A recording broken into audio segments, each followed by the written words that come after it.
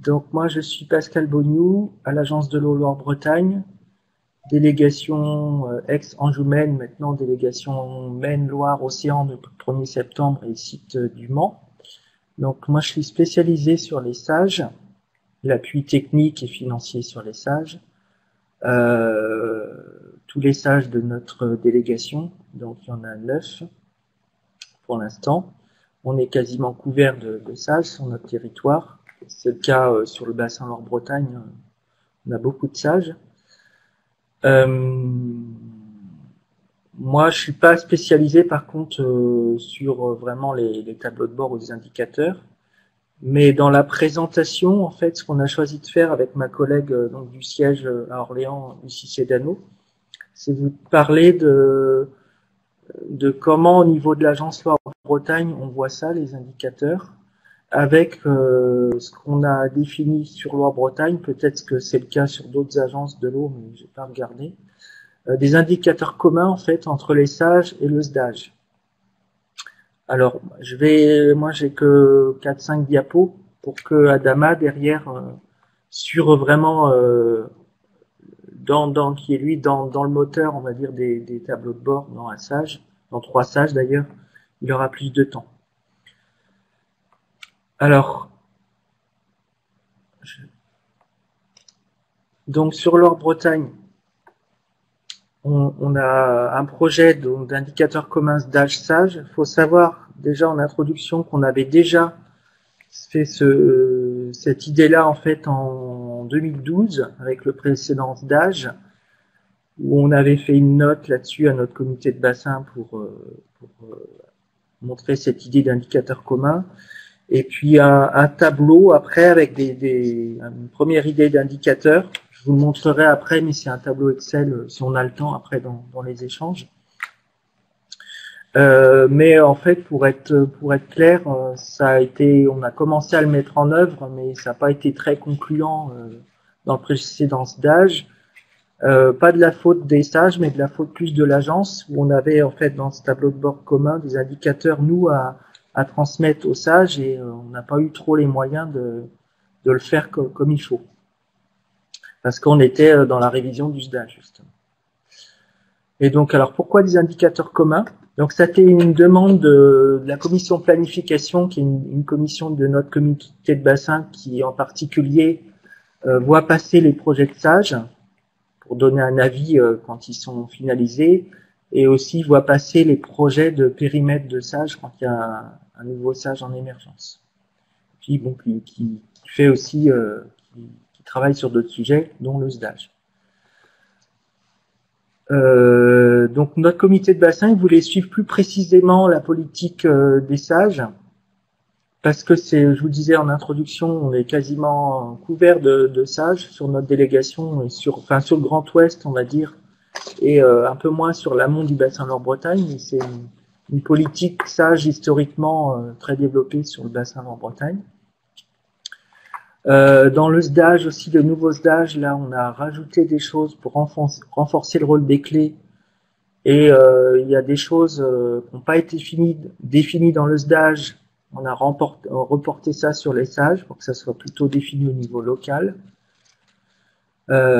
Aussi, c'est pour faire le lien sur la compatibilité SDAGE-SAGE. Le but, donc, c'est tout comme on a au comité de bassin ou dans les commissions planification ou dans les commissions territoriales, on a demandé à faire des points régulièrement sur l'avancement des sages. On a demandé aussi de rapatrier tous les rapports d'activité annuels des clés. On les récupère et ça va être diffusé sur un site extranet instance, quoi. Tous les membres du comité de bassin ou conseil d'administration peuvent avoir accès à ça. Pour l'instant, ça reste à ce niveau-là. Peut-être que ça sera après plus sur un site internet plus à plus large diffusion. Et donc, c'est un petit peu dans le même sens qu'on veut faire lien entre indicateur SAGE et SDAGE. Donc là, pour retravailler sur ce projet d'indicateur commun avec le nouveau SDAGE là, on a mis en place un groupe de travail À la dernière, on fait des réunions animateurs de sages où on réunit tous les sages du bassin en Loire-Bretagne. Donc il y en a eu une mémoire au mois de juin à Angers où on a réuni tous les animateurs de sages.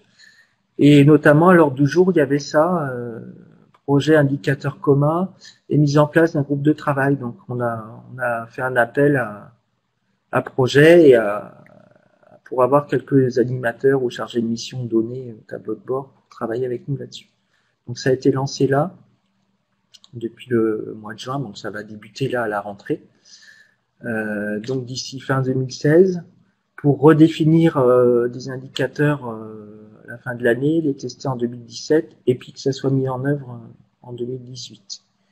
Je vous expliquerai un petit peu après quel type d'indicateur ça peut être, parce que là c'est un peu général. L'objectif qu'on a, c'est d'avoir un nombre restreint d'indicateurs. C'est la même chose qu'on va voir après dans les tableaux de bord des sages, mais c'est pas facile. On a fait plusieurs catégories d'indicateurs, des indicateurs d'atteinte du bon état des eaux. Alors cela, c'est par exemple, c'est l'agence qui va les transmettre au niveau de chaque sage, avec donc par sous-bassin de sages, avec l'état des masses d'eau superficielles, souterraines, par rapport aux objectifs de bon état. Alors sur les masses d'eau naturelles, fortement modifiées, etc. Les écarts à l'objectif, et puis voilà, en gros c'est ça la première catégorie.